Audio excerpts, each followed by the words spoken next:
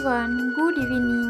তো দেখো আমি রেডি হয়ে গেছি। আজকের আমার আউটফিট হলো সাদা একটা কুর্তি আর গ্রিন কালার একটা লেগিংস। তো চলো এখন বেরোনো যাক। যাবো একটু ফুচকা খেতে, অনেক দিন ধরে ফুচকা খেতে ইচ্ছে করছিল মনটাই। এখন বেরোবো। বড় মেয়েটার মুখটা পুরোপুরি দীপার মতো, মানে বৌদির মতো। এটা কি আছে তোমার? কান,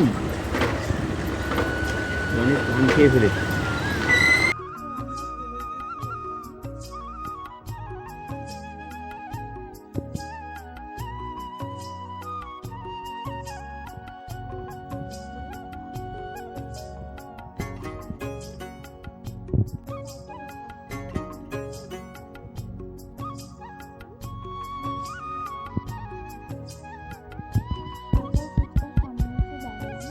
তারপর ফার্স্টে দাদাকে আমি বললাম যে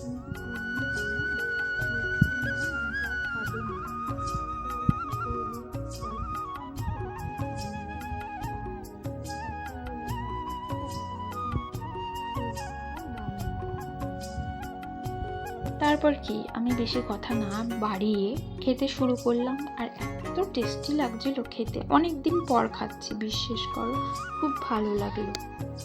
তারপর কি আমার খাওয়া শেষ আর এরা গেছিল একটু ভেতরে।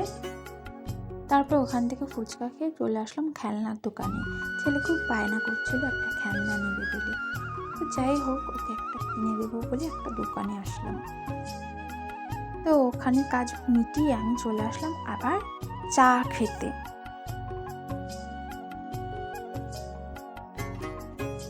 তো এখানে দাঁড়িয়ে আমি কিছুক্ষণ নিলাম চা। আর আমি গরম চা খুব একটা তাড়াতাড়ি খেতে পারি না, তাই রেখে রেখে খাচ্ছিলাম আর কাকুটার সাথে গল্প করছিলাম বসে বসে। তারপরে ছেলে চলে গেল ওর বাবার সাথে ওর ঠাম্মি বাড়িতে, আর আমি হাঁটা শুরু করলাম।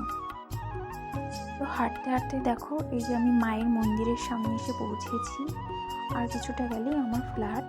আর এটা এখন রাত হয়েছে বলে বন্ধ রয়েছে। আর সন্ধ্যের থেকে এখানে খুব আরতি হয়, ভালো লাগে, বেশ মনটা ভরে যায়। ফাইনালি আমি এসেছি ঘরে। আর ব্লগটা কেমন লাগলো অবশ্যই জানিও, আর ভালো লাগলে কমেন্ট করো, লাইক করো। আবার নিয়ে আসবো নেক্সট ব্লগ। টাটা।